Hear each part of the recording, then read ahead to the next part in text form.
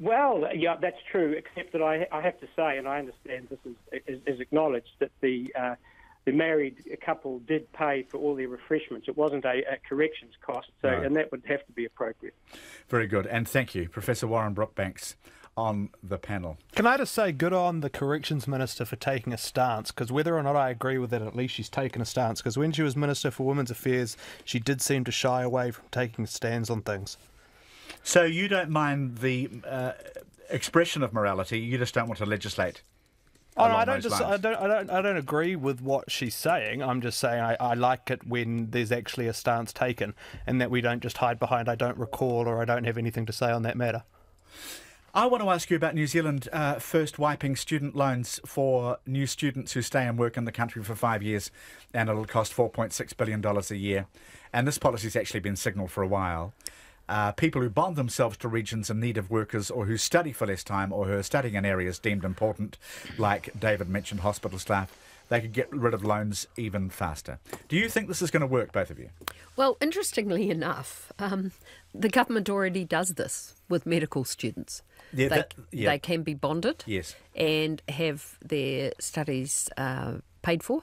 And I don't know to what extent, I don't think it's full payment, but they can effectively work off some of their obligation by committing to a rural area, for example. Indentured, yeah. Yeah. Okay. And in principle, I think it's quite good. Of course, the issue always with anything that Winston promises is that he will never have to be held to account, because he is highly unlikely to be ever able to form a government by himself. Unless he made it non-negotiable for the price of his support. Well, yes, but there's a lot of non-negotiables actually lining up, and he can always say, I really wanted to do this, but they didn't.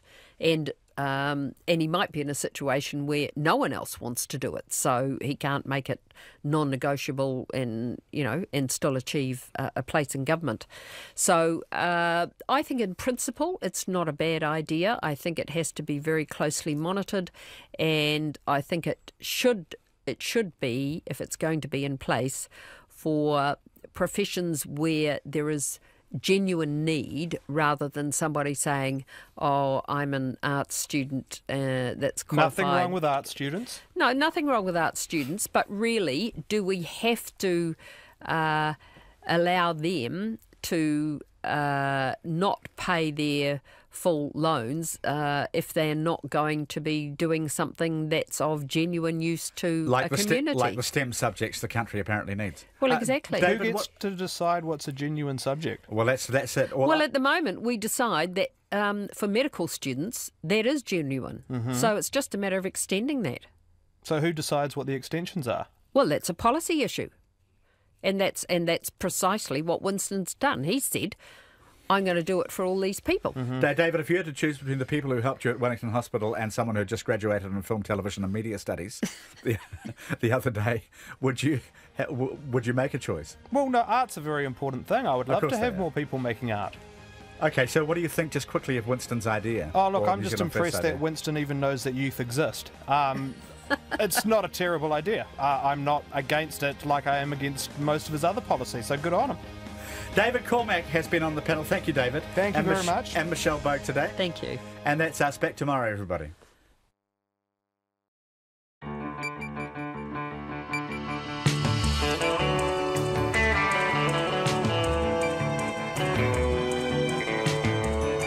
Kia ora, everyone. Tonight we take you inside the marae that's been at the centre of the Labour intern scandal, controversy, whatever, in Auckland. Our intention to see and hear what the reportedly substandard conditions are like for ourselves, and to talk, if we can, to the interns staying at the marae about how they think their New Zealand experience is going. Also tonight, the new plan to teach children as young as 5 computer programming and what it's going to mean for schools and for the children themselves. Food prices in New Zealand versus Australia, an outrageous difference on products like kumara. Why? And is the cost of basics in New Zealand contributing to inequality?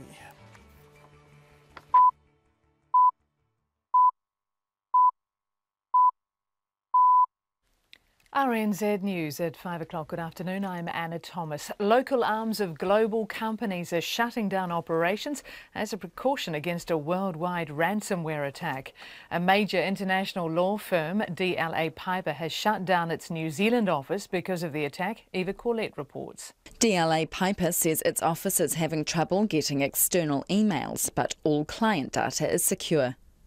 The managing director of the New Zealand branch of the Maersk shipping line, Gerard Morrison, says local IT systems that are part of Maersk's global system are largely out of action and customers could be affected at least until tomorrow.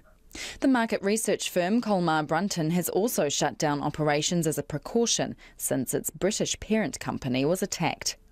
Mondelez, which owns Cadbury, says that some of its New Zealand systems are affected, but production in Dunedin is unchanged. Ko Eva Corlett, Tēnei. Greenpeace activists and health experts have been bluntly told there will be no national limit on the number of dairy cows allowed. At a rally outside Parliament today, a report was presented saying intensive livestock farming is endangering the health of rivers and harming human health. The protesters, who included the Canterbury Medical Officer of Health, want a block on government funding for big irrigation projects and a reduction in the number of cows allowed. But the Environment Minister Nick Smith said no. There are areas of New Zealand where we cannot have additional intensification of agriculture. What would be wrong, though, is to take a blunt national ban or cap when there are other areas where it is quite possible to have expansion without a negative impact. Nick Smith says he prefers existing government policy, including the progressive fencing off of waterways. A huge swathe of North Taranaki is under a ban to control the movement of plants affected by myrtle rust. The ban area stretches from the southwestern edge of New Plymouth to beyond Uranui in the north and well beyond Inglewood in the southeast. The incident controller for the Ministry for Primary Industries, David Yard, says every one of the region's 54 known infections will have a control zone with a radius of 10 kilometres. It makes it now illegal to move any plants or trees that are part of the myrtle family and any garden waste, fruit or prunings from those plants out of the area. David Yard says it's hoped the ban will help contain the Taranaki outbreak to the north of the region. A collision between a bus and a four-wheel drive in central Otago has killed one person and left several people injured, three of them seriously. It happened on a passing lane of State Highway 8 near Shingle Creek, north of Roxburgh, just before 2 this afternoon. Police say 3 people with serious injuries were flown to Dunedin Hospital and several people with moderate to minor injuries were treated at the scene. A Hamilton mother says chicken pox is often not treated with the caution or seriousness it should be. Pharmac said today it will fully fund a 1-dose vaccine against chicken pox at 15 months. The vaccine will also be free for children turning 11 who have never had the disease or been vaccinated against it. Michelle Bibby says her daughter Isla, now 7.5, got chicken pox, and when that cleared up, she thought the worst was over. Even at Starship, actually, the staff in the cardiology ward, they're like, is this from chickenpox? Because we'd moved on from chickenpox because it had cleared up pretty much, but this was the repercussions of it. So it's a secondary infection and it comes afterwards. Hamilton mother Michelle Bibby. The new United States ambassador, Scott Brown, says President Trump chose him for the post because he respects his direct approach. Mr Brown, who replaces Mark Gilbert, was officially welcomed in Wellington today by the Governor-General. The former senator and National Guard veteran says Mr Trump gave him his first choice of New Zealand.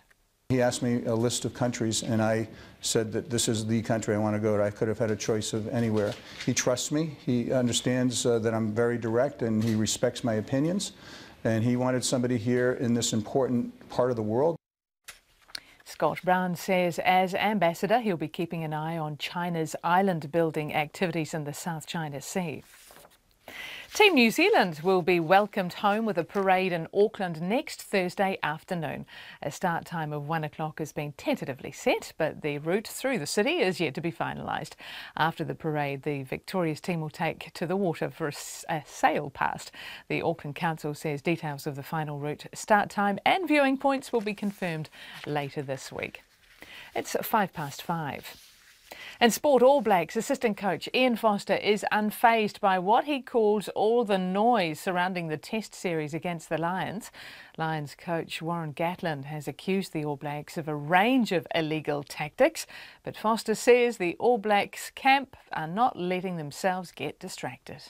We've had 2 weeks of a lot of noise, but at the end of the day, our job as coaches is to put all that sort of stuff to one side. Often there's lots of noise around games and people try and chuck things at you from different sides, but at the end of the day, it doesn't change a thing. Ian Foster. There's no escaping the underdog tag with the Central Pulse going into the ANZ Netball Premiership final against the Southern Steel in Invercargill. The Steel have beaten the Pulse in all 3 of their encounters this season, and they'll be at full strength again tonight. Pulse coach Yvette McCausland-Jury says her players certainly can't afford to ease their way into the game. Yeah, it's going to be tough, isn't it? I mean, they've got a fantastic ability to keep possession, and they've got a goal shoot who has a whole lot of space that we've got a challenge to contest. So we've got to go out and have some courage early and attack ball up front. Yvette McCausland-Jury. And that's the news. Tonight on Nights, Dr. Rangi Matamua on Māori astronomy and matariki and working out just when the Māori New Year occurs. Turns out you have to take account of the moon as well as the sun. We are flying solo with Tamsin Matchett, who wishes other folk wouldn't be so quick to judge a book by its cover. And Tabu Batagira is on the line from Uganda, where he's been exploring his country's natural wonders. On Nights with me, Brian Crump, after the news at 7 on RNZ National. Now the short forecast from Met Service to midnight Thursday. Northland, Auckland and Coromandel. Showers about Coromandel and Great Barrier Island, some heavy. A few spreading to northern Auckland and Northland today, then clearing most places tomorrow evening. Waikato to Kapiti, including Bay of Plenty and the Central High Country. Mainly fine, areas of overnight frost or fog. Gisborne and Hawke's Bay, long fine spells, but a few showers mainly near the coast.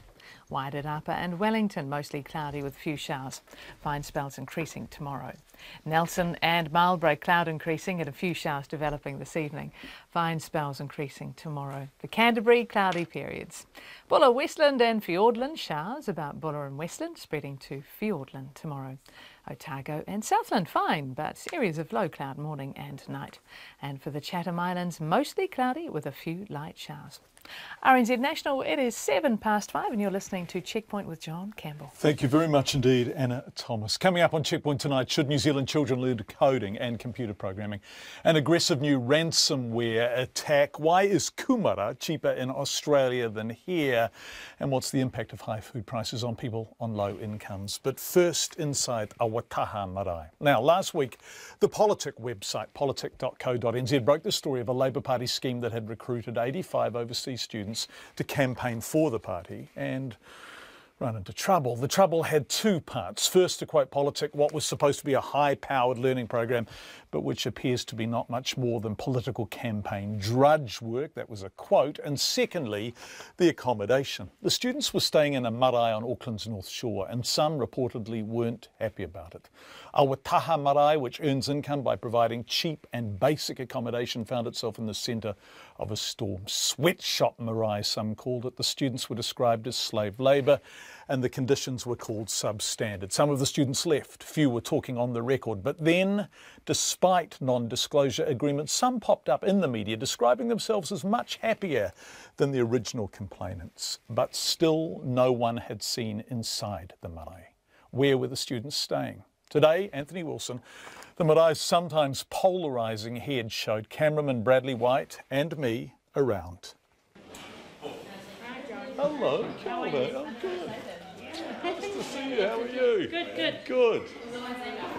So as you can see, this is we're finishing up breakfast. So without identifying them, these are some of the interns, right? This is some of the group that we're hosting at the moment. And as you can see, they're in all stages of just either waking up or just finishing to have breakfast. I'm so sorry to interrupt. Hello, my name is John Campbell and I work for Radio New Zealand. And we're not actually even filming you at the moment because that would be rude and an invasion of your privacy. But does anyone want to talk to me about their experience here? Is there anyone that feels you don't have to? I think it's just sticking with the Marae manager for today. Okay. Yeah. Who are you? Oh, I'm just involved in the Labour Party. Right. But I'm not. So I was just asking these people if they want to talk to me, and you immediately came in and sort of closed me down. Why is that? Why are they allowed to talk if they want? I'm not going to have an interview with you, John. Okay. Thanks very much. Right. So the silence, the inability to talk then, is that about the marae or is that about... Oh, no, definitely not. I mean, while they may be under requirement not to speak to media directly, we aren't. I mean, this is our marae. I mean, and we've thoroughly enjoyed having the group here. You know, minus all the political football stuff that's been going on, this is what we do day in, day out. If it's not for this group, it'll be for the next group that we've got coming in next week. So you've enjoyed it, but you found yourself in the middle of something much bigger than you, right? All sorts of conjecture. I've got some of the quotes. You've been called, you know, these kids have been called slave labour. This has effectively been described as a slum.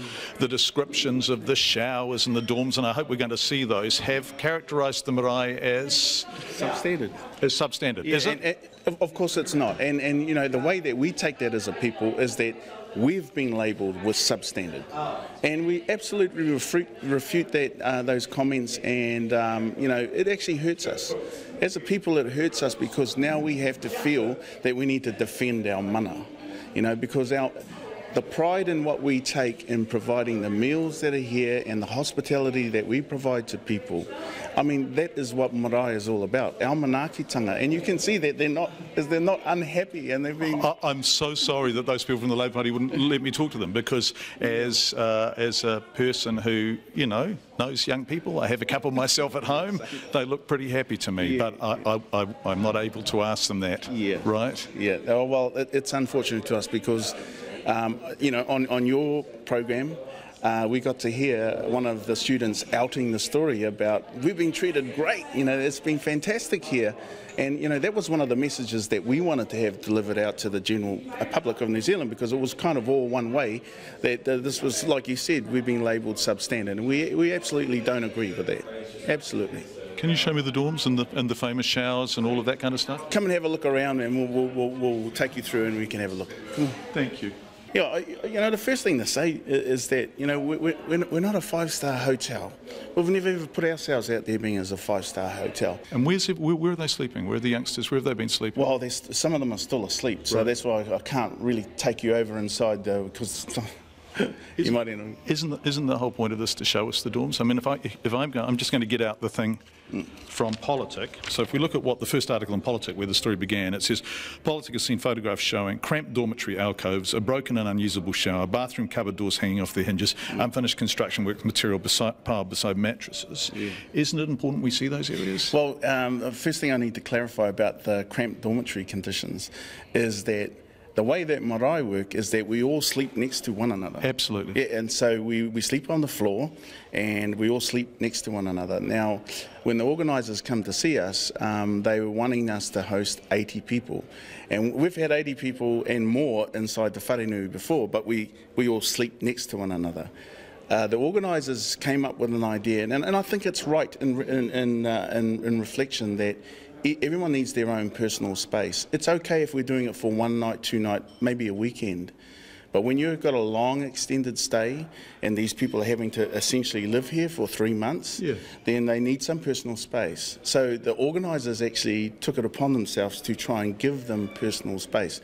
This is where we ran into... Putting in dividers and that kind of stuff? Yeah, putting in dividers to give them some, you know, because when you're changing in front of people, it's you know, just some decency, common decency. And it's also what led us to bring in the cabins.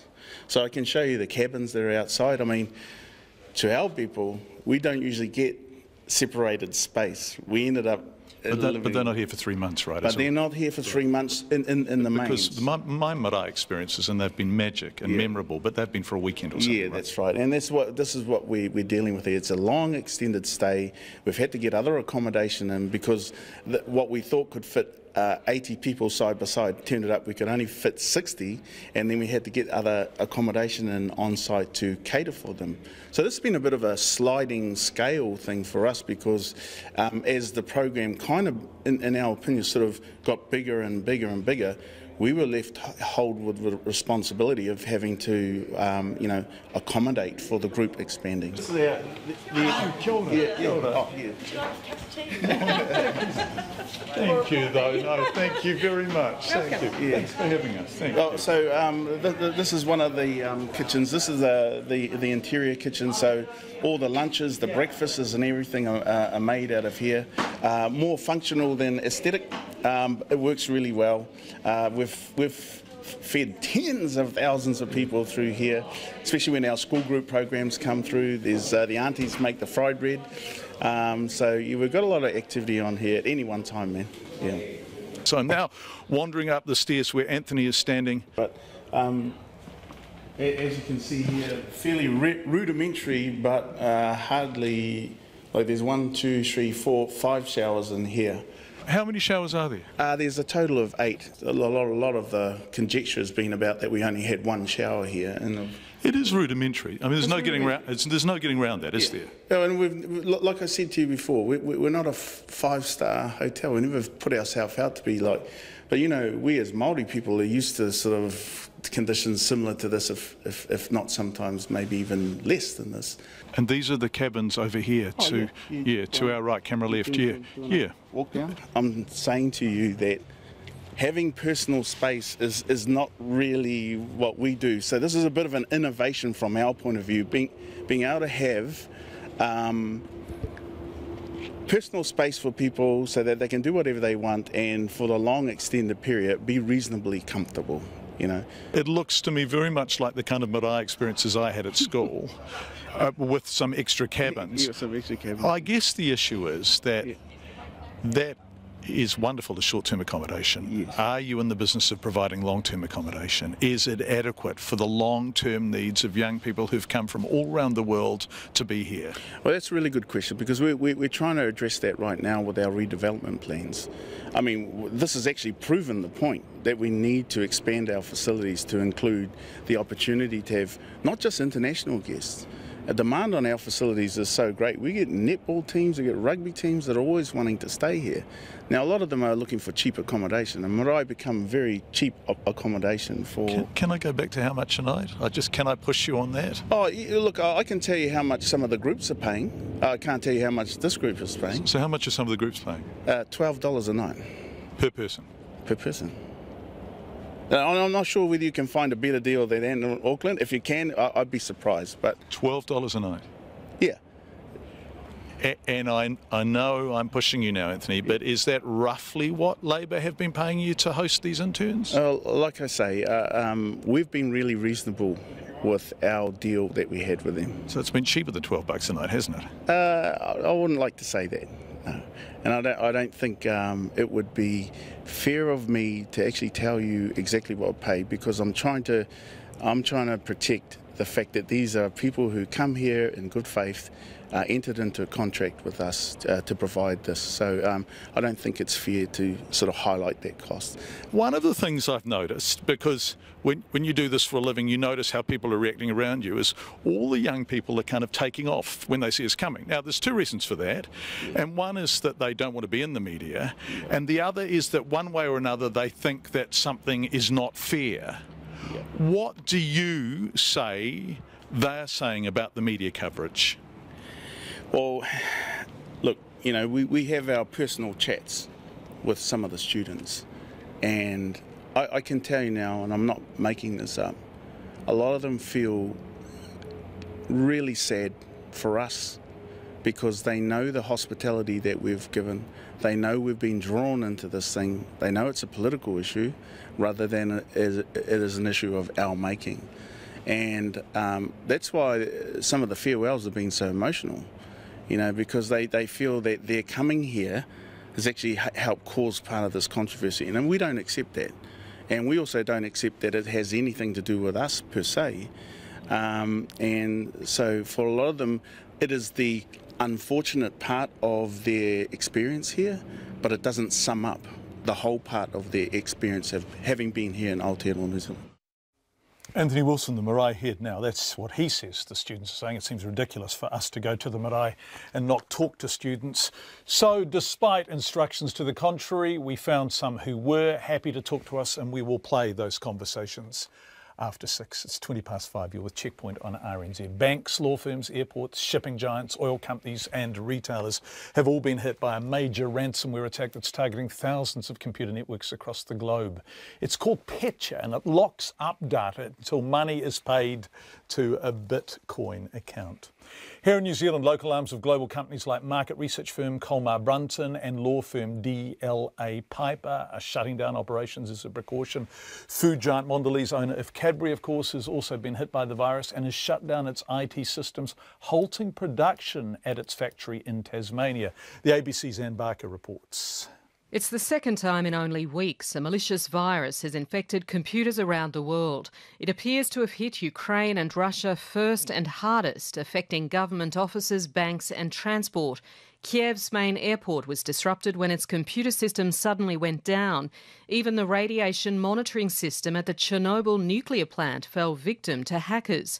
Artyom Shevchenko is Ukraine's interior minister. We had the very spread cyber virus on the transport, bank, media, infrastructure of Ukraine, in government and in the corporative sectors. The ransomware then spread to Europe before sweeping across the world.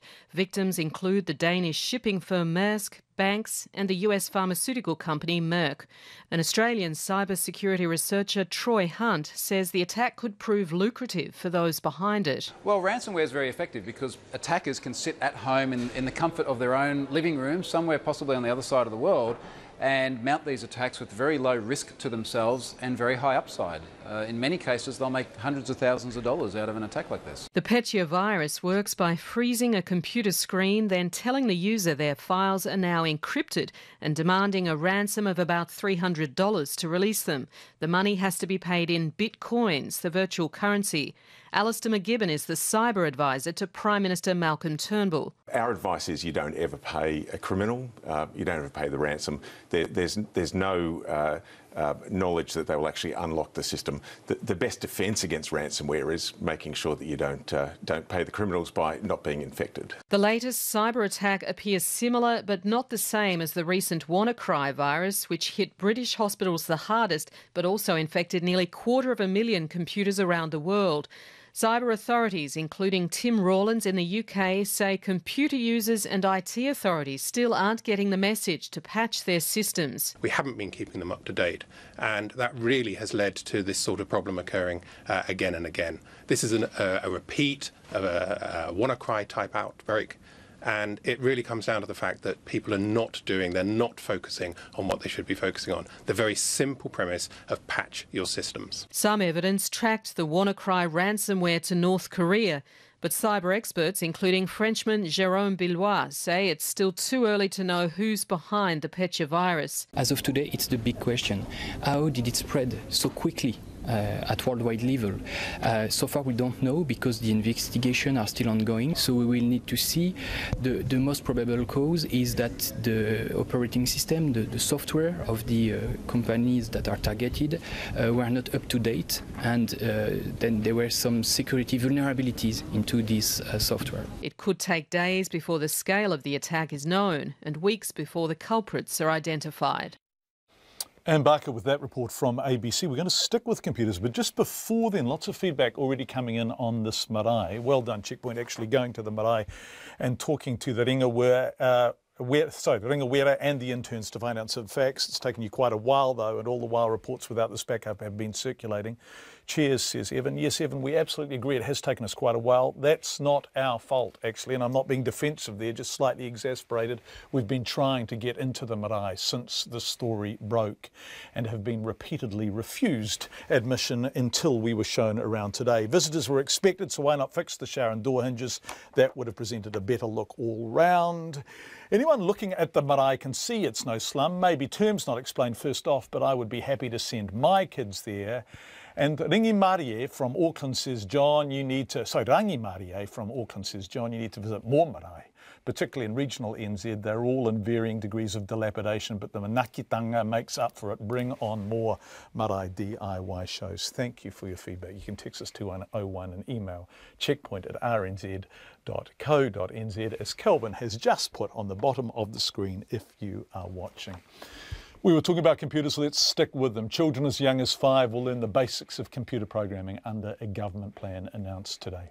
Draft changes to the curriculum will see all primary school children learn computational thinking and how to use digital technologies effectively.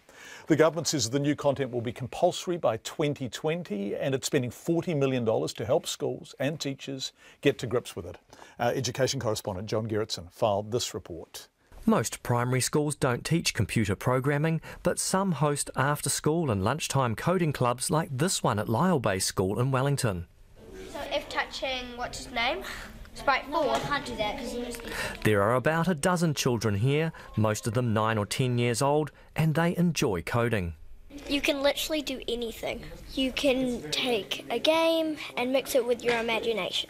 I love it. You can do anything you want if you set your mind to it. Do you think all children should do this? Yes, definitely, yes. Because it's fun and you can also stretch your imagination and come up with new ideas. I think they should learn basic coding, yeah. By 2020, the government wants 5 and 6-year-olds to learn the basics of computational thought. That means breaking down a task into step-by-step instructions, running through those instructions and correcting the mistakes. By the time they're 10, they should be able to write a simple computer program. Peter Duncan runs this code club. He says new tools make coding straightforward and all children should be able to learn it. You don't need to be a mathematical genius either to do it. I think with coding it gives them more meaning, I think, for maths and science. It's given them a platform to say, well, oh, right, if I concentrate on my times tables or algebra or whatever, I can use it with coding sort of thing, or use it on that platform to make a story. Peter Duncan says the changes announced today will help New Zealand keep up with about 17 other countries that have already made coding part of their curriculum. The education system's outdated. It's 150 years old. It shouldn't be all about this is what you've got to remember, this is what we're teaching. It should be about the problem-solving skills or taking the data and filtering it in the way that is meaningful, I suppose. And I think that's where that computational thinking is going to come in and help them filter it. Clint Chalmers is the classroom teacher here and an IT enthusiast. He says the proposed changes are overdue, but he worries teachers will not have the time, the expertise or the equipment to teach the subject properly. There's a lot of things out there now that are run by programs that the kids are using all the time that they know about. So I think it's probably a few years overdue, but it's the resourcing. Who's going to teach the teachers? Where are they going to fit it into their curriculum? They're already saying now we've got a full curriculum, and I just think the devices. The changes will also require schools to teach children how to use digital technologies well and include new achievement standards for the NCEA. Consultation closes at the end of August, with the final version available for use from the start of next year and fully implemented in schools by 2020. For Checkpoint, John Gerritsen. The new US ambassador to New Zealand is asking New Zealanders to give him and US President Donald Trump a fair go. Scott Brown has been officially welcomed into the role at Government House in the capital today, replacing Mark Gilbert. Here's our political reporter, Demelza Leslie.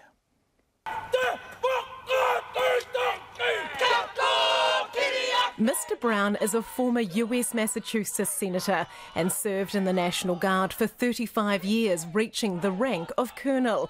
He was also an early supporter of Mr Trump's presidential campaign. Scott Brown says New Zealand was his first choice for a diplomatic posting. He asked me a list of countries and I said that this is the country I want to go to. I could have had a choice of anywhere. He trusts me. He understands that I'm very direct and he respects my opinions. And he wanted somebody here in this important part of the world. As you know what's happening with China, and they're basically taking rocks and turning them into islands and potentially militarizing them and expanding and changing the law of the sea, the law of the air, international laws. We've known it forever. Mr Brown acknowledges some New Zealanders may not like Donald Trump's style as American president, but he urges them to give him a fair go. One thing that people like about him is the fact that he is different than other politicians. He's not a politician. He ran on a platform, and he's one of the first elected officials that actually has fulfilled those promises. Whether you like him or not, he's a man of his word, and that's one thing I've always known and respected about him. And he says Mr Trump is giving New Zealand high priority. Well, if you look at the fact that I'm the second one out the door, and that Secretary Tillerson was here, and you had the Five Eyes meeting here, and the fact that you have many American businesses. Obviously, Peter Thiel recently became a New Zealand citizen, a very successful businessman. Julian Robertson is here. He's been here for decades and loves this country and has many successful businesses. Both people are dear friends. Scott Brown is married to Gail and has 2 adult daughters. He says he had a tough and violent childhood, living in 17 different homes by the time he was 18. He says he worked his way up from nothing and funded his college education by modelling and posing nude when he won Cosmopolitan magazine's America's Sexiest Man competition. Well, at first I'd say I wish I still looked like that. That was, what, 40 years ago? Yeah, it was Cosmopolitan magazine. It's something that my family knew all about, and we had nothing. I had no money, no job, no ability to pay for law school, and I absolutely don't regret any of that to pay the bills. You know, I mean, we come from nothing. Scott Brown is a keen triathlete and guitarist and says while he's looking forward to doing his job, he's also keen to have a beer with any New Zealander that wants to have a chat. From Parliament for Checkpoint, Demelza Leslie.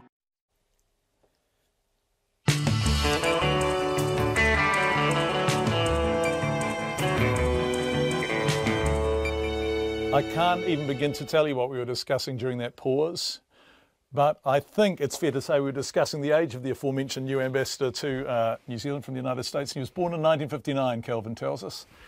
He's in pretty good nick, not wishing to objectify, obviously, an ambassador on behalf of Donald Trump, but he looked pretty good, didn't he, old Sharon? 58. 58. Yeah. Is that about right? Yeah. Wow. Anyway, Sharon will be back with business news after the headlines. Also coming up on Checkpoint, the Lions have stopped All Blacks baiting in their media conference because they didn't have one. And we compare the cost of groceries here and across the ditch, particularly items like kumara from New Zealand, which are much cheaper in Australia, and the impact of high food prices on people on low incomes. All of that is coming up in the next 28 minutes, but before any of it, here's Anna Thomas with the headlines. The Petya ransomware attack has reached Asia after spreading from Europe to the US overnight, hitting businesses, port operations and government systems. A terminal operated by the transport company Monomaersk at India's biggest container port has had to shut down its computer systems following the attack. The attack is being carried out by the Petya virus, with users being told to pay $300 in cryptocurrency per infected computer to unlock their systems. New Zealand arms of global companies are shutting down operations as a precaution. Federated Farmers is accusing Greenpeace of hysteria and saying intensified agriculture is making people sick. A new report was unveiled in Parliament grounds today with support from Greenpeace activists and health experts. They're concerned about nitrates and pathogens from cows getting into waterways. The government says there will be no national limit on the number of dairy cows allowed. A Hamilton mother says chickenpox is often not treated with the caution or seriousness it should be. Pharmac said today it will fully fund a one-dose vaccine against chickenpox at 15 months. Michelle Bibby says when her daughter Isla's chickenpox cleared, she almost died from a secondary infection. A huge area of North Taranaki is under a ban to control the movement of plants affected by myrtle rust. The incident controller for the Ministry for Primary Industries, David Yard, says every one of the region's 54 known infections will have a control zone with a radius of 10 kilometres. Motorists are still experiencing delays along the central Otago highway after a fatal crash between a bus and a four-wheel drive. One person has been confirmed dead and 3 others have been flown to Dunedin Hospital with serious injuries after the crash near Shingle Creek, north of Roxburgh, just before 2 o'clock this afternoon. Police say the passenger bus was carrying 10 people. And that's the news. Thank you very much, Anna Thomas. Let's turn to business news now with Sharon Brett-Kelly. Hi, Sharon. Hi, Don. Retirement village operator Somerset Group has forecast its underlying profit, and it's a big rise on last year. I'm just reading this off a piece of paper, but it is a big rise on last year. It is a big rise. So it's now saying it'll be between $72 and $75 million for the year to December. That's up $18 million on last year's, which was about 56.6. So about a third more than last year. And this company's got 21 villages around the country, housing about 4,200 residents, and it's also still got 6 sites that it hasn't yet developed. So they're housing 4,200 residents and they're making a profit of 72.7, somewhere an underlying profit of 72 mil. Wow. That's quite a lot, isn't it? It's a big return per resident, isn't it? Yeah, it is actually, when you look at it like if that. If you're listening to us in a Somerset Group village of some description, you might want to drive a harder bargain just quietly. Well, Lemon heck. Yeah, and so the reason for this is strong demand for the units. They say, the company says it's building the right kind of villages, the right kind of units, so people want to live there. They're obviously selling well. It's a good environment for them to sell. Also, its margins for development have increased. So Julian Cook, the chief executive, was telling me today that even though building costs are very high at the moment, and there's a lot of complaints about the rising building costs, they're able to manage them because they actually manage the construction of their own development. So I guess they can keep those costs under control, and that's a big factor. Okay, gosh, that's fascinating, isn't it? So yes, and just one more thing. So the company now, it says it's going to build 450 retirement villages by the end of the year and 150 care beds. So there'll be 800 more people that it's going to give homes to. Not give, sell homes to. No, clearly not, given the underlying profit. Strong outlook for the kiwifruit sector. This is good news, isn't it? Yeah, and it's really interesting. So they're saying more produce, lots more jobs, and global demand is growing, and that's in a report from the University of Waikato. It's been commissioned by the grower Zespri. But what it's saying is that kiwifruit's contribution to the economy is going to grow from 2.6 billion in the last year to more than 6 billion by 2030. So more than doubling in just over a decade. An extra 29,000 jobs are going to be created. That's a heck of a lot, isn't it? Yeah, it is a heck of a lot. Global sales forecast to double to 4.5 billion in the next decade. And that's helped by the growth of this new gold variety called Sun Gold. In fact, what this report is saying is that without Sun Gold, the industry would be less than half the size by 2030. So it's having a huge impact.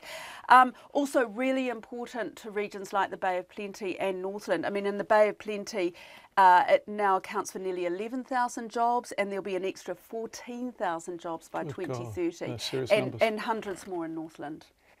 Right, thank you. What happened on the markets today, Well, a quiet day on the markets. The top 50 index closed flat, down 2 points at 7624. The New Zealand dollar quiet, 72.8 US cents, 95.7 Australian and 56.8 British pence. Sharon Brett-Kelly, thank you very much indeed. It's coming up to 22 minutes to 6. Are food prices to blame for growing poverty in New Zealand? Well, one of the contributing factors. A group of New Zealanders living in Australia believe the answer is yes. On an Expat New Zealanders in Australia Facebook page this week, comparison photos were met with astonishment. Kumara for $8 a kilo here versus less than $1 a kilo in Australia. But it's difficult to compare fresh fruit and vegetables given tropical cyclones Debbie and Cook have spiked prices here. However, we tasked Zach Fleming with finding out whether groceries really are more expensive here. In New Zealand, a supermarket basket of essentials costs 37% more than it does in Australia. A litre of unleaded petrol costs 43% more. Hello. Hey Richie, I hear you're an Aussie who's frustrated with the price of food in New Zealand.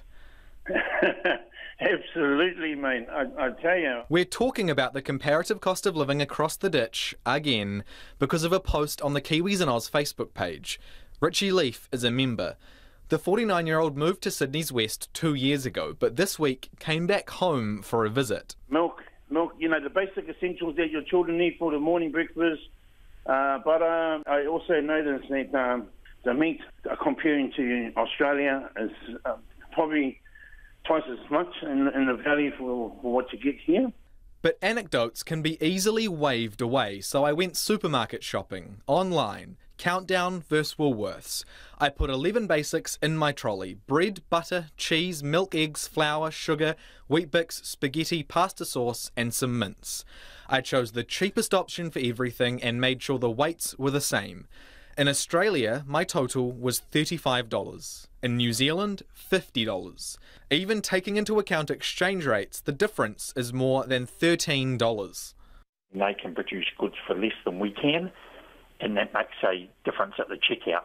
It's as simple as economies of scale, says Brent Webling, spokesperson for the Food and Grocery Council. Australia's population's more than 5 times ours. We can also put some of the blame for our high prices on the economic growth in our expanding markets in Asia and the East. As the standard of living rises in those countries, our high-quality food exports are in even higher demand, and that puts pressure on prices. So unfortunately, our good reputation overseas means for some products, New Zealanders end up paying more. Publisher of Supermarket News Peter Mitchell agrees it's primarily about economies of scale. It's the size of the market, the volume and the distance we are from the suppliers where the majority of stuff is now imported. But supermarkets in New Zealand are making reasonable margins and so are suppliers. Countdown's full year 2016 earnings before interest and tax was more than $300 million. Everybody's entitled to a profit, of course, but sometimes the profit makes one wonder. As far as petrol, the AA's Mark Stockdale says it's a bit of the same plus a lot of tax. Over half the pump price is tax, and in Australia they pay substantially less tax than we do. And then, any remaining difference between the two would come down to a difference in margin that the fuel companies earn, and in Australia their margins are lower than New Zealand, and we think that has a lot to do with the fact that Australia has a much larger economies of scale. Is that competition as well?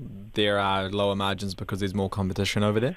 Well, competition may have something to do with it. We do think it's mainly economies of scale. So they're able to spread their overheads over a much larger volume of fuel that is sold because there's a lot more people living in Australia. And the AA thinks that pretty much would account for the main difference in margin. But Richie Leaf says an explanation doesn't help his family's bank balance. My girl went to weigh up 4 apples, and it cost her nearly, it was nearly $7. 4 apples? I mean, come on, I told her to put it back. He says he wants to move back home, but doubts he can afford to. For Checkpoint, Zach Fleming. Just heard from somebody who was comparing prices in New Zealand with Japan and saying Japan is way cheaper. Fascinating. Thank you for your feedback. Lots coming in tonight. In a matter of days, all infant children will be offered a free 1-dose vaccine against chickenpox at the age of 15 months.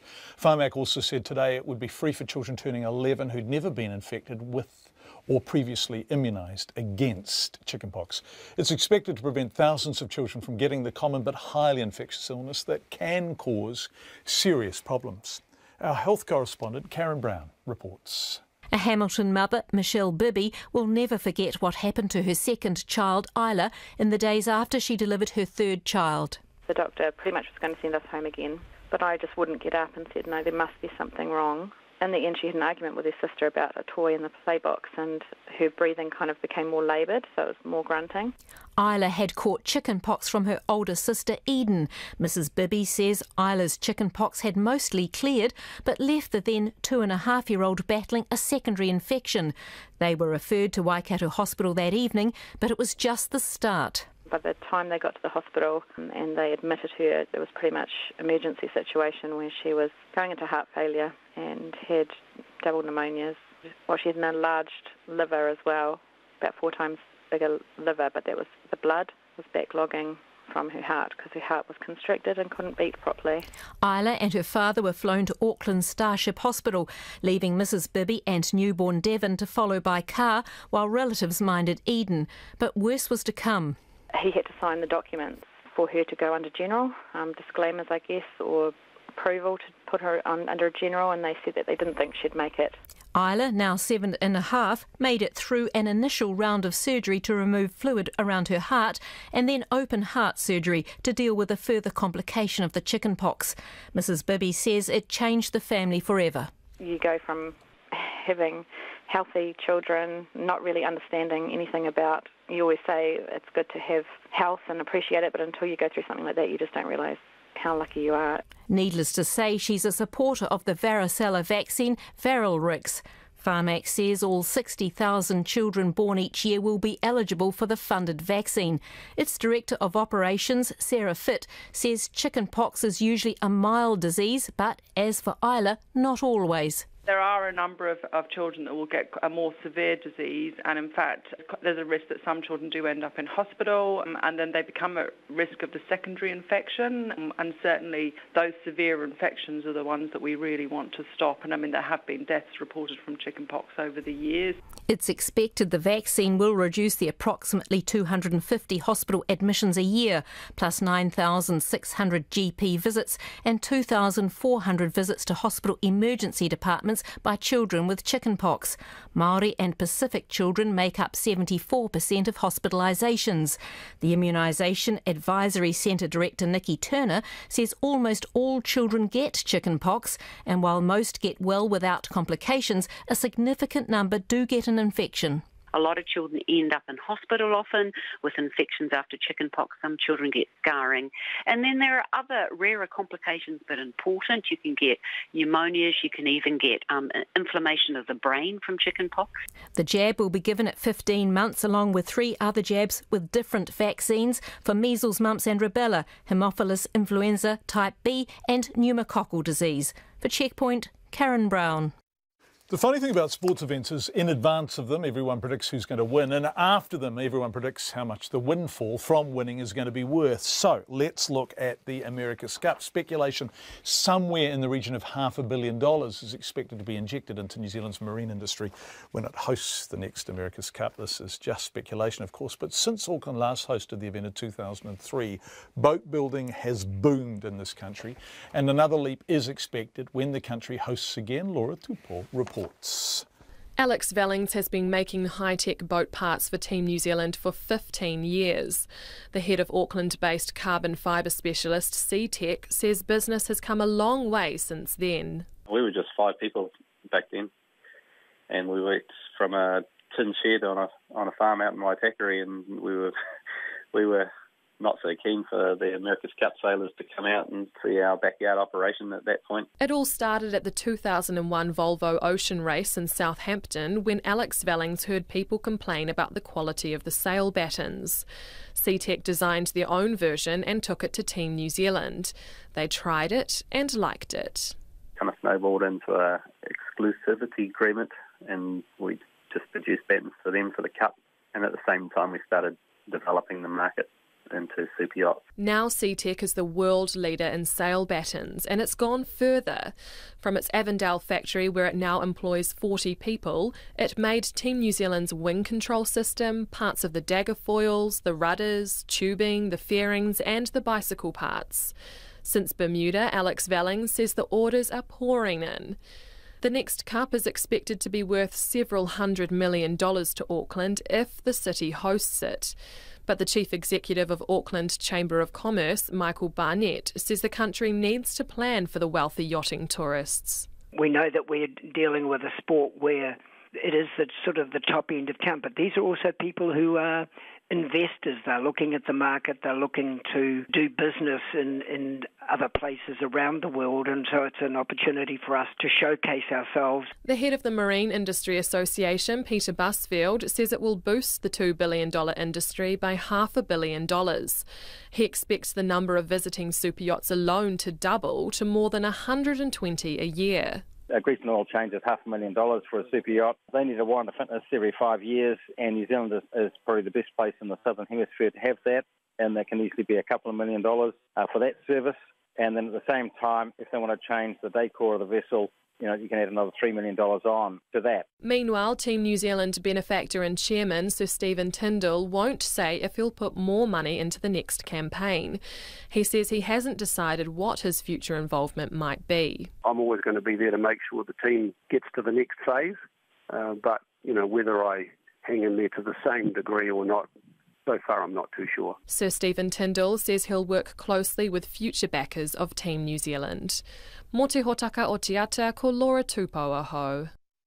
Greenpeace activists and health experts protested in Parliament grounds today, alleging intensive farming makes people sick. They targeted the dairy industry in particular, as well as the government's record on cleaning up the environment, but they got short shrift in return from the minister in charge, while farmers accused them of hysteria. Eric Frickberg reports. The protesters staked plywood cutouts of cows into Parliament's lawn to make their point. Each bore the slogan, "Sick of too many cows," which Greenpeace campaigner Amanda Larson says is the whole point. Dairy intensification is causing people to get more sick. The World Health Organization says that intensive livestock farming is a major driver behind the emergence of new infectious illnesses. The Canterbury Medical Officer of Health, Alistair Humphrey, supported the Greenpeace protest. He says Greenpeace's views echo his own research on waterborne disease. We've had a number of outbreaks in Canterbury, nothing as serious as Havelock North, but on many occasions we feel we've dodged a bullet. We have seen communities where half the community has been sick as a consequence of farming contamination of their drinking water. Dr Humphrey says Campylobacter and toxic E. coli are two such infections rife in polluted water. Amanda Larson says nitrate from cattle urine leaching into rivers could have other effects as well. The long-term chronic illnesses from increased nitrate levels in our drinking water can lead to thyroid cancer and colon cancer. To reverse this, Greenpeace wants the government to cancel the $480 million earmarked for irrigation schemes, which it says only encourages intensifying dairying. There could also be a reduction in the size of the dairy herd to keep nitrate and dangerous pathogens out of the water. But the Minister for the Environment, Nick Smith, rejects these arguments. He says a report by Statistics New Zealand shows pathogen levels have been flat for 10 years, and there was no chance of a nationwide cut in the number of cows. There are areas of New Zealand where we cannot have additional intensification of agriculture. What would be wrong, though, is to take a blunt national ban or cap when there are other areas where it is quite possible to have expansion without a negative impact on the environment. The lobby group Federated Farmers also attacked Greenpeace, saying its report verged on hysteria. Its water spokesperson Chris Allen says it's particularly disturbing that irrigation and farming causes cancer and infectious diseases. Mr Allen calls this an anti-farming rant which smacks of desperation. For Checkpoint, ko Eric Frickberg Tene. The British and Irish Lions appear to have abandoned the All Black baiting ahead of their must-win second test in Wellington. The tourists cancelled today's media session in the wake of what seemed to be a bit of a tit-for-tat verbal stoush that's developed between Lions coach Warren Gatland and All Blacks coach Steve Hansen. Rugby reporter Joe Porter has more. The pressure is mounting on Lions coach Warren Gatland, who was castigated for refusing to use his reserves in last night's game against the Hurricanes, in which the visitors squandered a 16-point lead to end with a draw. Swings it away, Barrett floats it wide, Wilson, and again the Hurricanes come back, and the match ends in a 31-all draw. The Lions were scheduled to hold a press conference this afternoon before tomorrow's team naming for Saturday's second test against New Zealand, but pulled the plug in the face of criticism and a growing verbal stoush between Gatland and his All Blacks counterpart Steve Hansen. During the tour, Gatland has been provocative with his comments, accusing the All Blacks of dangerous play, jersey pulling, blocking and illegal scrummaging. Gatland was incensed after the first test, claiming the hosts had targeted Lions halfback Connor Murray. He was particularly unhappy with a late tackle by All Black Jerome Kainoa, which he says could have been career-ending. Kainoa was forced to defend himself, saying he doesn't go out to intentionally hurt anyone. We try not to focus too much on what's going on. It doesn't give us a perception of the Lions or whoever's making the comments. It's more, individually, a lot of us weren't too happy with our performances, and focusing on other comments isn't going to fix your individual performance. But I think what's at question here is my intent and what kind of player I was, and all I can say is that I'd never go into a game thinking that I'm going to target someone and intentionally hurt them. Hansen has dismissed Gatland's claims as desperate, and the British media contingent have been waiting for the All Blacks to round further on Gatland. But assistant coach Ian Foster wasn't taking the bait. You're asking me a lot of questions about what I think Warren thinks. I think you should probably ask Warren what he thinks. And I'm not trying to be smart, but we've had 2 weeks of a lot of noise early in the weeks, and it seems to keep you guys pretty excited, which is good. But at the end of the day, our job as coaches is to put all that sort of stuff to one side, and we expect that. I guess we probably give a little bit, they give a little bit, and that's all part of things when stakes are high. So he's doing what he thinks he needs to do to prepare his team, and we'll do what we need to do. The general consensus is the All Blacks are not only winning on the field, but off it too. The cancellation of today's media session suggests Gatland may finally be opting for the if you can't say anything nice, don't say anything at all approach. Perhaps not a bad move ahead of what's expected to be a tour-defining test. In Wellington for Checkpoint, Joe Porter. 5 to 6. Earlier this year we went to Newfoundland, or Newfoundland, depending on who you're talking to, the most easterly province of Canada. It sits beneath the Greenland Sea and the Arctic Ocean, and in spring and early summer icebergs drift down the coastline, sometimes just offshore. Remember, it was an iceberg off that coast that so catastrophically got between the Titanic and New York. Now, the last time we were there, we spoke to Fairytown resident Charlie Dunn, who wonderfully described looking out his window at those giant dying beauties drifting south towards their oblivion. But in the past week or so, a true wonder has appeared, majestic, magnificent and doomed. One photo of it has already been shared 50,000 times. And this time, our tour guide is indeed a tour guide, local man Cecil Stockley, also known as the Iceberg Man, who established Twillingate Island boat tours in 1984 and has had something approaching a love affair with icebergs ever since. 33 years ago, yeah. I've been doing it ever since. Did 2 today and 3 every day. Today the weather kind of got nasty in the evening, so we had to stop touring, but I do 3 a day, 7 days a week. I've been doing it now since 1984. And do you ever lose your sense of wonder, or are they still beautiful and magical? They can look like ice sometimes. But for most part, there's two factors to it. There's the unusual, like that iceberg of Doreen, got the picture, and I'm still after that iceberg right now. I was out to that one twice today. And it's dealing with people from all parts of the world that come for icebergs and the personalities and the culture they bring forward and immersing into our culture and our history, and I have a real good time. So you say you're still after that one in the picture. So that's a beautiful iceberg. So you just follow it, do you? You just get out in your boat and... Well, that iceberg is drawn about 350 feet of water, and it's such an unusual iceberg in its shape. It's like, from my perspective, looking at the iceberg objectively compared to other icebergs I've seen others like at that shape of ice. But, there was something unique about this one's breakdown that gave it that shape of huge ice. Probably as high iceberg I've ever seen. And even today, because there's a couple of pictures there on my Facebook page, Iceberg Man Facebook page, which I put up tonight, off the same iceberg. And that was probably like months after Doreen put. So it's a very interesting iceberg, that one. Great shape. Can you tell me about the noise they make as they break up and fall apart? Yeah, well, like you get to know icebergs, you know, you get to study icebergs like a tabular iceberg. I know how they break apart, you know, and then I follow tabular iceberg, or for most part, that's where most icebergs come from. It's the big flat icebergs when they leave to come down, and they break up as they get down there. But like the way they break up, and you know, like eventually they get down to a pinnacle iceberg. They seem to always show their most beauty and vulnerability at the end of their lives, you know. The most beauty and vulnerability at the end of their lives. See, Cecil, you're talking as if they were not quite human, but there's something more than just ice there, isn't there? They have a personality. You don't trust an iceberg. There's a lot about an iceberg that is what you see is the 7% above the water, or the 10% what they say. There's a lot about an iceberg. You just don't trust it.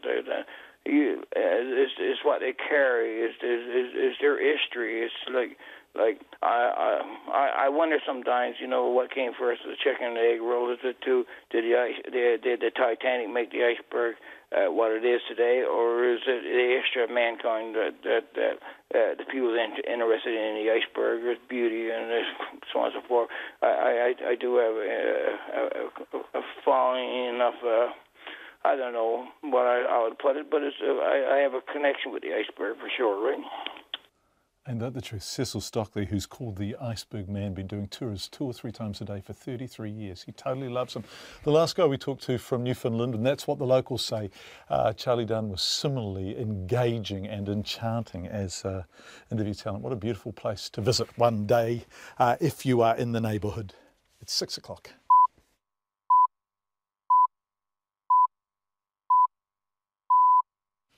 RNZ News at 6. Good evening, I'm Anna Thomas. The Petya ransomware attack has reached India after spreading from Europe to the United States overnight, hitting businesses, port operators and government systems. A terminal operated by the transport company Moller Maersk at India's biggest container port has had to shut down its computer systems because of the attack. The facility, called Gateway Terminal India, was unable to identify which shipment belonged to whom. Affected users are being told to pay $300 in Bitcoin for every infected computer if they want them unlocked. The New Zealand arms of some global companies have shut down operations as a precaution. The Ministry for Primary Industries has banned the movement of myrtle family plants out of a huge swathe of North Taranaki. The controlled area stretches from the southwestern boundary of New Plymouth to beyond Uranui in the north and inland well beyond Inglewood. Our Taranaki reporter Robin Martin has more. The incident controller for the Ministry of Primary Industries, David Yard, says every one of the region's 54 known infections will have a control zone with a radius of 10 kilometres. He says it will be illegal to move myrtle species plants or any garden waste, fruit or prunings from such plants out of those zones. Most of the infections are in or around Waitara, and Mr Yard says it's hoped the ban will help contain the Taranaki outbreak to that area. There are no restrictions on plant movements or planting in other parts of the country. Ko Robin Martin tēnei. Children as young as 5 will be taught the basics of computer programming if proposed curriculum changes are adopted. The government wants schools to teach computational thinking and effective use of digital technologies from 2020 on. Children starting school would learn to describe tasks in step-by-step instructions, and by the end of primary school they would be expected to be able to write simple computer programs. The government says the final version of the curriculum will be available from the start of next year, and all schools should be using it by 2020. It says it's spending $40 million to help schools and teachers learn how to teach the new subject matter. The High Court has been urged to exercise restraint in reviewing the way in which the government set New Zealand's greenhouse gas emission targets. A Hamilton Law student, Sarah Thompson, is challenging the government's policy. The Crown's lawyer, Peter Gunn, told the court in Wellington today that in setting a target for New Zealand, the government considered a range of matters, including intergenerational equity. The approach that it took was an entirely reasonable one, followed a process that involved consultation, some blue sky thinking, if you want, on what equity considerations might have required, and it cannot be attacked as an unreasonable process or an unreasonable outcome. Peter Gunn, Justice Mellon reserved her decision. An Auckland IT company is hoping to fly medicines by drone to isolated communities. The director of Power Interface, Robin Kamira, helped set up an internet link 2 years ago to the marae at Mitimiti in North Hokianga. She says the link allows people to consult their GP online, but picking up their medicine is still a problem.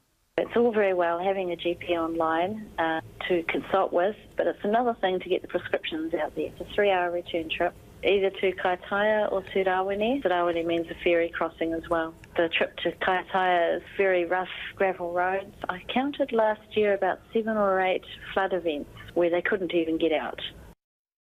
Robin Kamira says her company is working with the Civil Aviation Authority on a trial flight to Mitimiti in November. A stolen police helicopter piloted by a dissident inspector has dropped 4 grenades on the Venezuelan Supreme Court building in the capital, Caracas. 15 shots were also fired at the Interior Ministry building. President Nicolas Maduro has called the incident a terror attack against his government. The pilot, Oscar Perez, posted a video statement saying he carried out the attack against the tyranny of Mr. Maduro. There have been months of mass protests against the president's increasingly authoritarian rule, which the Supreme Court has bolstered with a series of rulings. It's 6:04. The former New Zealand Breakers star Corey Webster repeatedly denied to police he punched anyone during a bar fight. Webster is on trial in the North Shore District Court, where he has denied charges of assault. Edward Gay reports. Webster told the police he had been out to dinner last November with his girlfriend and friends celebrating his birthday and ended up in the Takapuna bar where a fight broke out. He told Constable David Miller in a recorded DVD interview that he didn't throw any punches. Webster suggested he'd been identified by a witness because he was a well-known basketball player. Mr. Miller told him he didn't know who Webster was. Atu I te kōtia rohe o te raki pei whenua ko Edward Gay ahau. The New Zealand women's cricket captain Susie Bates says she never dreamed she'd play a century of games for her country. Bates will play her 100th game for the White Ferns when they meet South Africa in their second World Cup match in England tonight. The 29-year-old, who made her debut at 18, admits she never expected to play as long as she has. I was at university and cricket was a bit of a hobby and I didn't see it really going professional, so to still be playing at 29 and playing my 100th game on Wednesday, it's pretty exciting. Susie Bates. There's no escaping the underdog tag for the Central Pulse going into tonight's ANZ Netball Premiership final against the Southern Steel in Invercargill. The Steel have beaten the Pulse 3 times this season and the narrowest winning margin was 13 goals. They'll also be back to full strength. Captain Wendy Frew and goaler Takatapaya Selby Rickett, who were among those injured when the team's van crashed in Christchurch a couple of weeks ago, are set to play. Pulse coach Yvette McCausland-Jury says her players certainly can't afford to ease their way into the game and have to be at their best for the outset. The Steel are unbeaten in all of their 15 games this season. And that's the news. A cyber attack. It does seem to be another one of these ransomware viruses asking for people to pay 300 Bitcoin to get access to their data again. Google caught out. This is a huge amount of money for Google to have been fined, €2 billion. Local reaction to America's Cup victory. Me and my friend Ben, we stood up. We said America's Cup is now New Zealand's Cup. Was that something you'd heard before? Yep, on TV. Appealing to a new generation. Morning Report with Guy and Espiner and Susie Ferguson, weekdays from 6. Then on 9 to noon, the groundbreaking study which uses wearable cameras to capture how much advertising children see. And after 10, Queensland lawyer Debbie Kilroy, the only convicted drug trafficker in Australia to be admitted to the bar. Join me, Catherine Ryan, on 9 to noon after Morning Report on RNZ National. Another short forecast from Met Service to midnight Thursday. Northland, Auckland and Coromandel. Showers about Coromandel and Great Barrier Island. Some heavy, a few spreading to northern Auckland and Northland. Then clearing most places tomorrow evening. Waikato to Kapiti, including Bay of Plenty in the central high country. Mainly fine, areas of overnight frost or fog. For Gisborne and Hawke's Bay, long fine spells, but a few showers, mainly near the coast. Wairarapa and Wellington, mostly cloudy with a few showers. Fine spells increasing tomorrow. Nelson and Marlborough, cloud increasing and a few showers developing this evening. Fine spells increasing tomorrow. For Canterbury, cloudy periods. For Bulla, Westland and Fiordland, showers about Bulla and Westland, spreading to Fiordland tomorrow. Otago and Southland, fine, but areas of low cloud morning and night. And for the Chatham Islands, mostly cloudy with a few light showers. RNZ National, it's 6:08 and you're listening to Checkpoint with John Campbell. Thank you very much indeed, Anna Thomas. I was fidgeting around and all over the place and you retained your composure, Meg, squeaking, and thank you. In the first part of the program tonight, we got a partial tour of the Awataha Marae on Auckland's North Shore. A lot of feedback has come in on that tour and we will bring you some of it shortly. It was a partial tour because we weren't allowed to see the dorm that's been controversial as a result of media coverage of the Labour Party student and intern scheme that saw roughly 85 foreign students staying there. And partial because when I went to interview the students, I was told by a man claiming to be a Labour Party representative that they couldn't talk to me. But our cameraman Bradley White and I were there an hour or so, and during that time we did manage to find students prepared to talk. In fact, everyone became much more relaxed the longer we were there. None wanted to be identified. We spoke to 3 on mic and camera and more than double that off camera. And it should be pointed out that those who are unhappy have probably left by now. After the students, one from Harvard and one from Columbia, we'll hear again from Marae head Anthony Wilson. Now, I have absolutely no idea what you're going to say to me, right? We've had no pre-discussion at all. Yeah, we've had no conversation before this interview. Okay, so where are you from? The United States. Why are you here? I'm here because I thought it would be interesting to do a Labour Party internship in New Zealand. I applied for it and I got accepted, so I came over here about 3 weeks ago. And how's it been? It's been good. I've enjoyed my time here so far. A slight upward inflection on the good, which means that some of it's been good and some of it's been less good? Yeah. But I think overall the experience has been pleasant. We've had the whole kind of political situation here a couple of weeks ago, or about a week ago. But I mean, some people decide to leave and go home, but I decided to stick it out and persevere through it, I guess. What have you thought of staying here at the Marae? I've enjoyed my stay here, to be perfectly honest. There are some people who weren't exactly happy about the accommodations, but I was more than happy about the accommodations. And what about your experience as a Labour Party intern? Has that been all you hoped it would be? Just about. Yeah, I would say it has been. This is my second campaign. I campaigned during the 2016 general election campaign for Hillary Clinton and Bernie Sanders. I'd say it's been different, but I'd say they've both been rewarding experiences. I wanted the opportunity to have a cool international working experience and live in New Zealand. I don't want to put any words in your mouth, and I want you to tell me the truth, right? Yes, got it. Right, independent of everything that's been said, what has your experience been like here? It has been absolutely phenomenal. The staff on the Marae could not be more hospitable if they tried. We've had a bed, we've had food, we've had delicious meals, we've had showers, so there's nothing really else you can ask for. We are privileged students and we're so lucky to have had the opportunity to be in New Zealand. Do you feel let down by the Labour Party? Were you promised things that haven't eventuated? And that's a different discussion from the Marae discussion, Absolutely. Right? That's a different discussion from the Marae, but I haven't felt let down at all. I feel I've only been here for a couple weeks and I got in some awesome working experience, and the Labour Party is doing everything they can to accommodate us now. So I'm off to Wellington. I'm going to be working in the offices there and I'm really, really excited. You go to Harvard University? Yes. How old are you? I'm 20. Right, so you're an exceptional student to be at Harvard at 20, right? Yeah. Yes.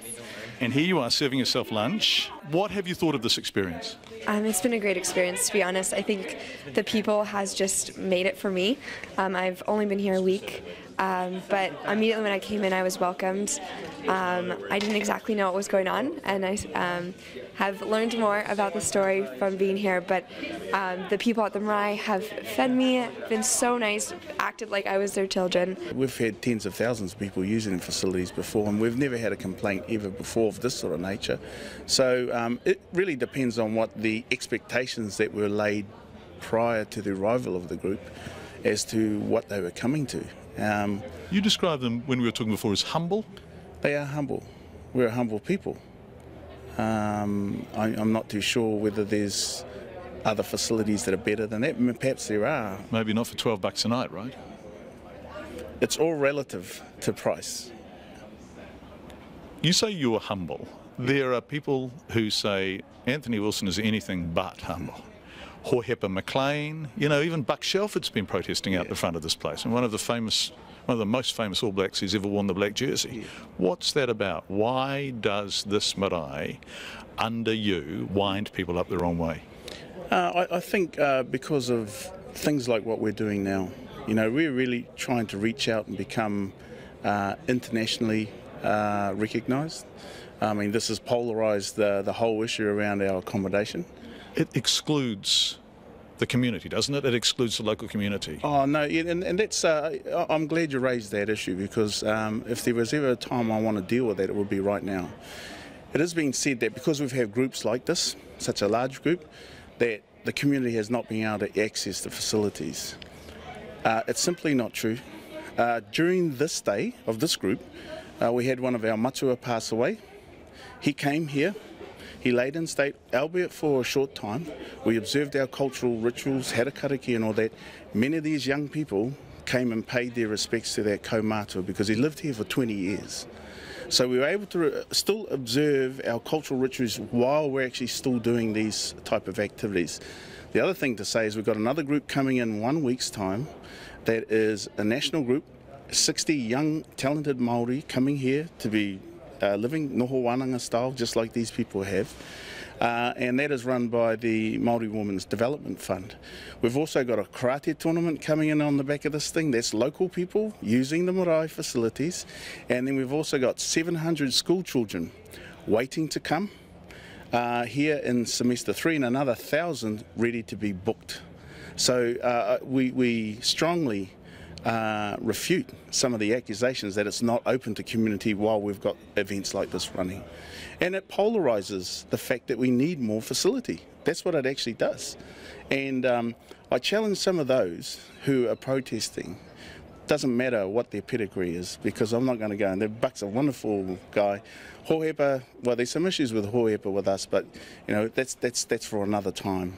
But getting back to the point, I challenge those people to actually come down and help out here, because that is one of the points that if you don't come to the marae ever in 10 years and you don't help out, like you see those old people in the kitchen doing that day in, day out, it's really hard for us to accept your criticism as being valued to us, because you would have to come down and try and help out first and then say we're doing such a terrible job.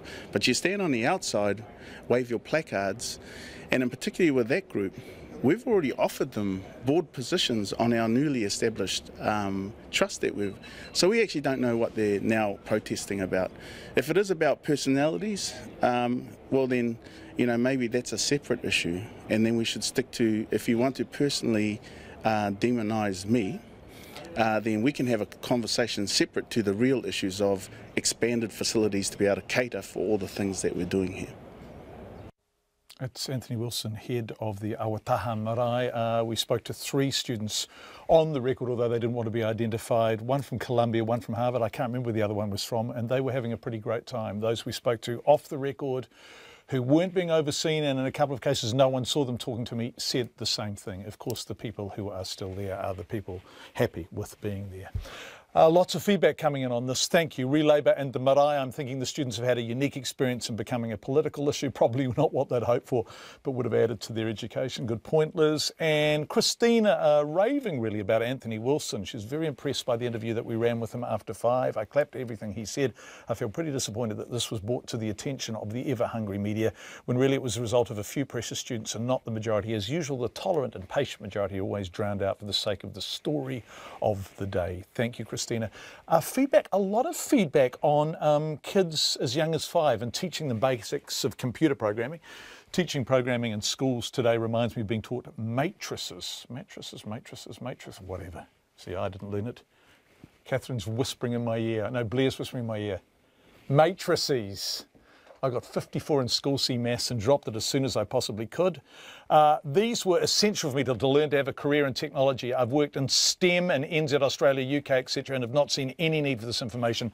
Teaching programming will be a similar waste of effort and resource. What needs to be encouraged is to learn how to think and how to think smarter. Young people who are curious and will learn what they need. ETNZ is a prime example of attitude over money and qualifications. Grant Dalton and Peter Burling can't program computers and don't need to. Cheers, John. Yeah, it's an interesting point, John, and lots of people have been talking about teaching empathy lately, but Grant Dalton and Peter Burling do their work on boats that have been built by people who can program computers, right? And as a mother of 2 primary school kids, I'm not worried about their digital abilities and opportunities. I'd rather see empathy and mediation taught as life skills. Not much point in teaching children programming if they can't read and write. That needs to come first. No, but I think this is about those things not being mutually exclusive. Anyway, that's great feedback and we appreciate it. Thank you. 90 minutes past 6. The Health Ministry is being urged to release money early to help district health boards prepare to launch long-awaited screening for bowel cancer. Long-awaited. New Zealand has one of the highest bowel cancer rates in the developed world. 3,000 cases each year diagnosed, 1,200 people die.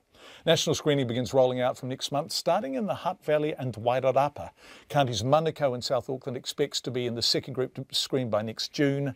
In the latest story in RNZ's election series, How Well Are We? Health correspondent Karen Brown looks at one of New Zealand's biggest cancer killers. A colonoscopy is the main method for investigating bowel disease and screening for bowel cancer, which can be treated successfully if it's detected and treated early. The clinical director of screening at Counties Manukau DHB, Alistair Patrick, says screening is vital, given a 13% rise in the cancer among men and a 19% rise among women between 2008 and last year. This screening program will save multiple lives, and it's great that the government is finally putting some money into it, and I think we have to get behind it as a community. We have to target the disadvantaged people who will not do so well in the screening program, but I think what we're getting is a lot better than nothing, and so I'm certainly supporting it and very excited about the prospect of having so many Kiwis saved from this. Dr Patrick says some DHBs are ready for the rollout, but not all. One of the difficulties with the situation is you sort of need the funding and the commitment to get screening to increase the resources. So you actually have to build more theatres and hire more people, but until the commitment's been made and the money's been made available, you can't do that. Dr Patrick says his DHB has trained people who are currently working overseas but might return if there was a job for them here. Now the jobs aren't yet available until screening comes along and then the money becomes available to employ those people. And so I think you could look at us right now and say there's no way we could do screening with our current setup, but we can get these people to come back when the money's available, and we can increase theatre capacity with some extra money as well. So it's a bit of a chicken and egg thing. You can't really start the screening until you've got the people, but you can't get the people till you start the screening. Counties Manukau has told the Health Ministry it needs at least 6 months lead-in time to get theatre nurses and other staff trained and ready. The Ministry says the DHB and Southern DHB, which will go live at the same time, will get funding to help with the setup, although it can't say how much. It says it's talking to both DHBs about this. Bowel screening will be offered to everyone aged between 60 and 74, whereas the gold-plated 5-year Waitemata pilot screening program covered a broader age range of 50 to 74. 80% of cancers detected in Waitemata were in the age range that will be covered by the national screening program. Dr Patrick adds the restriction was needed because of budgetary constraints. We accept a lesser version, I guess, in the greater good. But as a clinician, there will be patients who will miss out on getting detected early in that 50 to 60-year-old age group who could have been potentially saved if they'd been screened. 51-year-old Chris Woodcock from Hamilton had his bowel cancer detected late in 2014. He'd been feeling unwell and went to his GP thinking he may have had piles. When I went to the GP, he gave me a bit of a check over and did a prostate test on me, and he could feel a tumour when he did that test, and it all started there. So He sort of indicated that it wasn't too good right from the start, and he was dead on the money. He knew what he was talking about. The advanced cancer had spread, meaning the following year was a blur of chemo, radiotherapy and surgery. Chris Woodcock is now receiving hospice care and would like screening offered for 50 to 60-year-olds. From 50 to 65 is a pretty productive time in a person's career. That's where the kids are off their hands, they're earning money for their retirement, they're setting themselves up for a better life, and then you get something like cancer and it all stops. More than 300 New Zealanders are diagnosed with bowel cancer in their 50s each year. Doctors and patients are hoping that they won't be excluded from national screening in the longer term. For Checkpoint, call Karen Brownaho. 6:23. Research by a group of high school students has found the number of young Māori coming before the courts rose 9% last year. St Thomas made the request as part of its annual project, the National Youth Custody Index, which uses the Act to help compile a snapshot of how well the justice system is dealing with young people. Conan Young reports.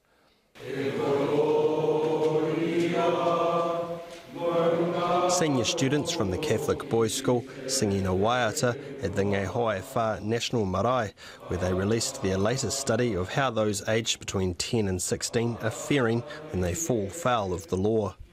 It found the number of children charged in court increased by 6% last year compared to the year before, while the number of European young people in court is down 1%. Amongst Māori, there's been a 9% rise over the 12 months. Student Te Autahi Rice-Edwards says it's not acceptable that most young people who come before the courts are Māori. It resonates with me because I am Māori first of all, but also I hate to know that other young Māori youth, apart from me, have been in those situations, and it's 64% and it shouldn't be that high, and the number's only growing every year. The data-rich research relies on responses from government departments and the police to Official Information Act requests. It's been carried out for the past 4 years, and most have been forthcoming with requested information. But for a fourth year running, the Ministry of Social Development, which oversees the Ministry for Vulnerable Children, has failed to respond by the deadline for the findings to be published. The Chief Ombudsman, Judge Peter Boshier, who was at the launch, says that's not good enough. It's pretty sad that once again that one of our leading agencies has failed to comply with its statutory obligation. And yet another one, the New Zealand Police, has in my time as Chief Ombudsman raised the bar to a level where it is complying with this Act both in spirit and in form.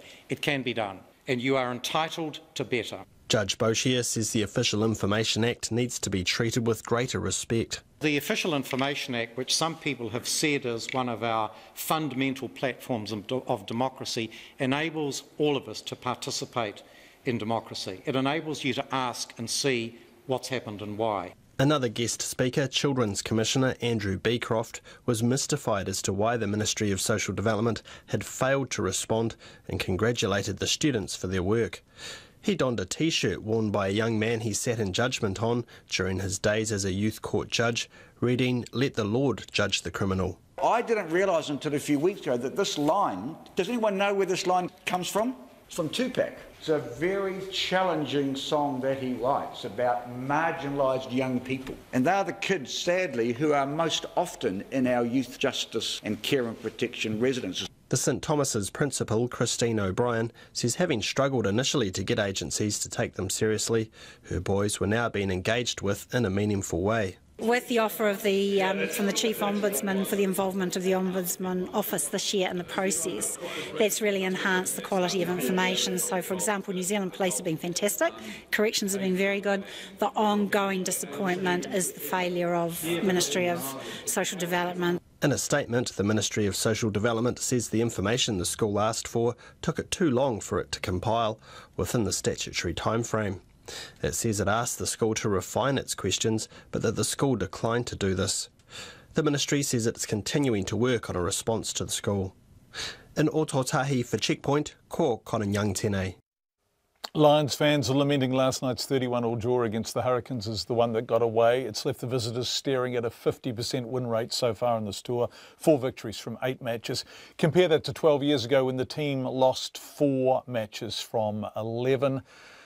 And you'd understand some of their fans are finding it a little bit underwhelming. Our reporter Emile Donovan took to the streets of Wellington to gauge the Lions supporters' mood. Lions fans aren't too hard to spot. If they're not dressed up in their navy and red tracksuits or scarlet rugby jerseys, then the local pub is a relatively safe bet to find them. Wandering down the waterfront earlier this morning, Scottish local Dougie grimaces when he's asked about last night's draw with the Hurricanes.